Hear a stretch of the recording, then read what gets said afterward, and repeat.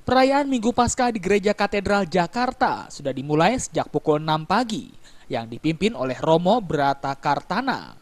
Proses persembahyangan sendiri dimulai dengan pembacaan kitab Injil kepada umat, yakni dengan pembacaan kitab Perjanjian Lama dan Baru, lalu dilanjutkan dengan khutbah dan berakhir dengan komuni.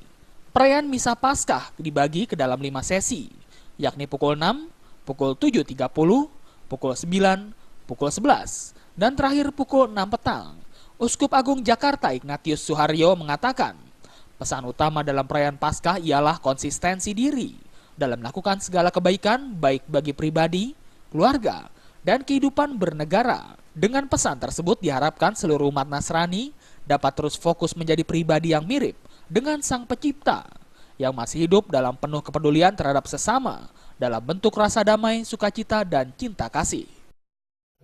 Moga-moga umat Kristiani di Indonesia ini khususnya dengan merayakan Paskah, selain mempunyai komitmen yang dipegang untuk hidup mereka sebagai umat Kristiani, sebagai pribadi di dalam keluarga, sungguh berpegang teguh pada komitmen yang dibuat oleh para pendiri bangsa kita, dirumuskan dengan amat jelas Pancasila, Undang-Undang Dasar 1945.